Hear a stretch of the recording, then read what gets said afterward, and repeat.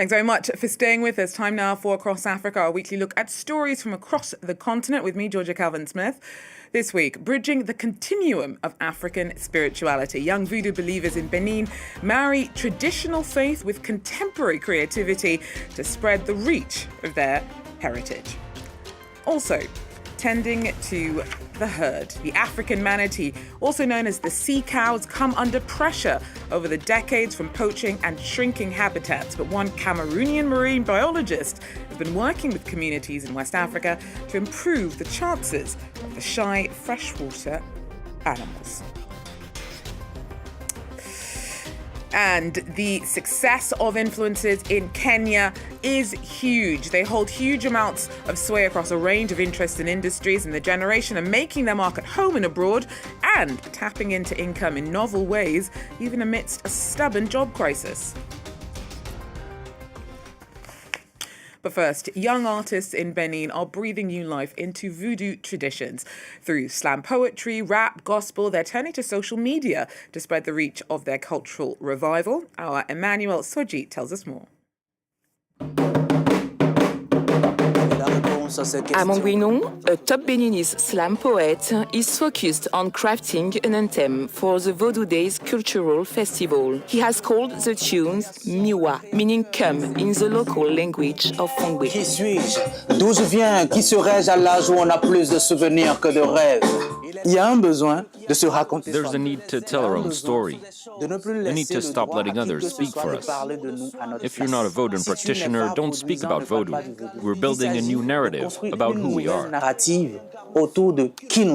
The evening goes beyond the Vodou religion and also celebrates the traditions of many African and diasporic cultures. Throughout the space, artists and audiences explore and exchange heritage. Browsing online, we see how little documentation there is about that culture. With Generation Z's power and our command of social media, it's crucial we share these voices and let others discover us. From rejection to reconnection, many subjects and perspectives are explored. Sergent Marcus does so by combining slam, sacred music, and gospel. And this fusion between rich tradition and contemporary trends resonates beyond the continent. Le vaudou et le gospel, pour moi, ne sont pas du tout antinomiques. Vodun and gospel go hand in hand. It's the continuity, even the continuum of African spirituality. When our ancestors were taken as slaves to the Americas, they held on to their roots. Garder leurs rites, ils ont gardé leur savoir-faire endogène, culturel, spirituel. From New York's Carnegie Hall to theaters in France, the groundbreaking band BIM, the Benin International Music Hall, carries these new sounds worldwide. Their blend of rock, rap, and Vodou rhythms wins over audiences wherever they are found.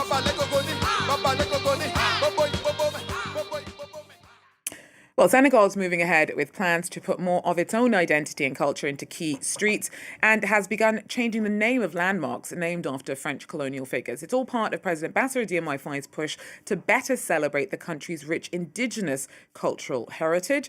Our team sent us this report. Senegalese activists Adama and Colleen are members of FRAP, a Pan-African anti-imperialist organisation that's pushing back against the lingering trappings of colonialism in their country. They're currently campaigning to rename streets in Dakar's Plateau, the administrative heart of the capital. Dakar Plateau, Rue La Poirine. On ne connaît pas ce monsieur-là. Most of these streets are named after French colonial figures. For Adama and the team, they also perpetuate the historical suppression of Senegalese identity.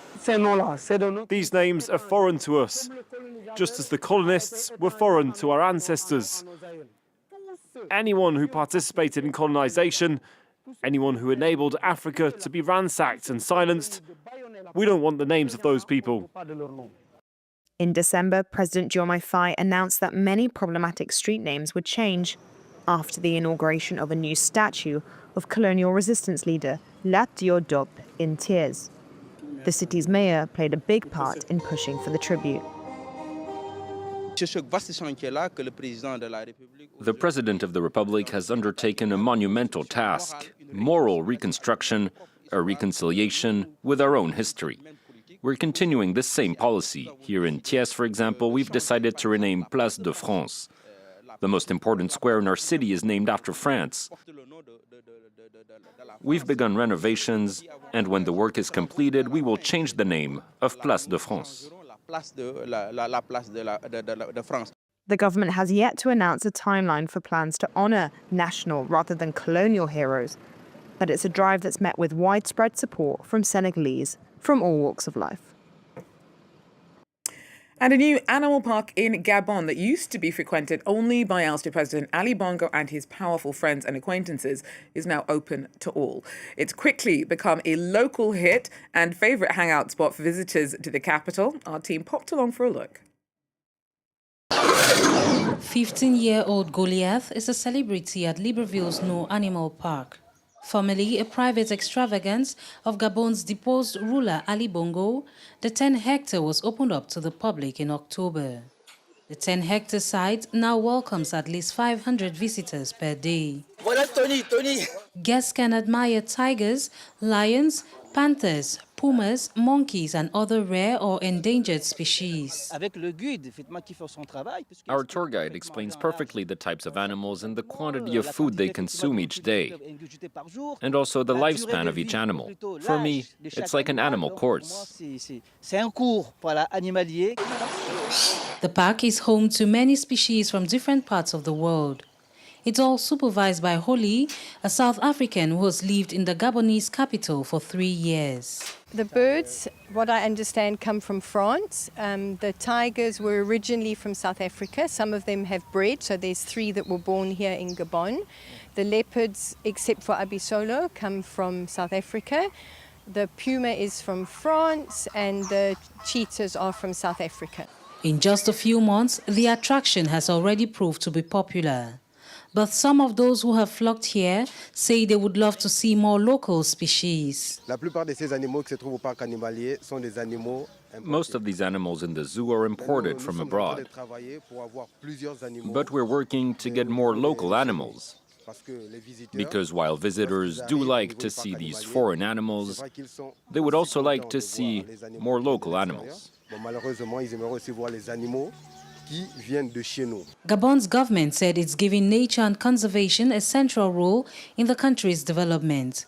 The zoo is still trying to agree on government funding, and while waiting for more state support, it is running on money raised by entrance fees, the most expensive of which is about €3 per adult. Well, the African manatee is the only of its species to still be found in the Old World. The huge, graceful, freshwater mammals have inspired myths for many cultures over the centuries, but have also come under pressure from poachers and urban sprawl. One marine biologist in Cameroon, though, has spent over a decade working with communities in West Africa to try to protect the creatures that many used to mistake for mermaids. His eyes hidden behind thick sunglasses, Dr. Aristide Takukam Kamla surveys the murky waters of Lake Ossa. The marine biologist suddenly spots a trail of bubbles, followed by a pair of nostrils that immediately disappear underwater. It was a rare sighting of an African manatee, a shy and mysterious freshwater mammal found along the continent's western coast. Dr. Kamla has been studying them for over 10 years, becoming a leading figure in the fight for their conservation. In 2012, he created AMCO, an organization dedicated to their protection. When I created AMCO, manatee poaching was really rampant. But thanks to our conservation programs and by offering alternative ways to earn income, we were able to practically put an end to manatee poaching. Local restaurants used to serve manatee meat, but that's no longer the case. Manatee poaching is now illegal in Cameroon, but many dangers remain. While on patrol, Dr. Kamla and his team spot a large net cast by a local fisherman in which a young manatee could easily get trapped. It's not normal. It prevents the manatees from passing. They can go through. In a tense exchange, the man refuses to remove the net, saying his livelihood depends on it. But despite frequent clashes, Dr. Kamla views the local fishing community as an important ally.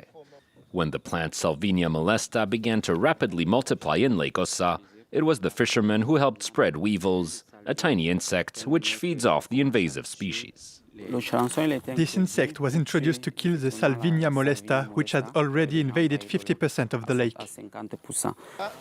With the invasive plant gone and poachers largely kept at bay, the African manatee can now freely reproduce in Lake Ossa, far away from human eyes. Well, in Kenya, online influencers have a huge profile. Social media celebrities not only sidestep traditional media, but also have tapped into income streams that can, for the lucky, be really lucrative. It's a tempting prospect amidst a wider job crisis in the country. Clem Vala tells us more. This is not a street party, but rather a day at the office.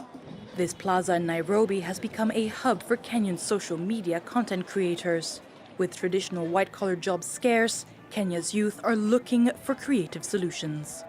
For Vincent Otieno and his group of dancers, posting online allows each member to make around $120 a month. They earn money through tips from fans on TikTok and advertisements on YouTube, as well as performing at parties. Content creation helps us to provide for our bills, and also like we post on Instagram, TikTok and YouTube, we make around $100 in a month, which is better from nothing. Kenya's overall unemployment rate hovers at 12.7%. However, according to the Federation of Kenya Employers, the under 35 demographic is experiencing the country's highest unemployment rate of 67%. I did Bachelor of Science in Nursing and Public Health, but just after graduating, I came to a shock in our country that there are no jobs. So I had to be innovative. For Angeline Muema, a college student, the uncertainty of finding employment after graduation pushed her to find alternative sources of income. With her two friends, she's been making content for a little over a year, earning around $600 a month interacting with fans. And at the end of the day, maybe I might graduate, yes, and I won't get like a job, you know. So I better like do these videos and I get something. Though many creators know they will never get rich, social media has offered them an alternative means to support themselves and an opportunity to turn their social media pages into thriving businesses. Well, that's it for Across Africa for now, but thanks for joining us, and please do so again if you can. Till then, take care.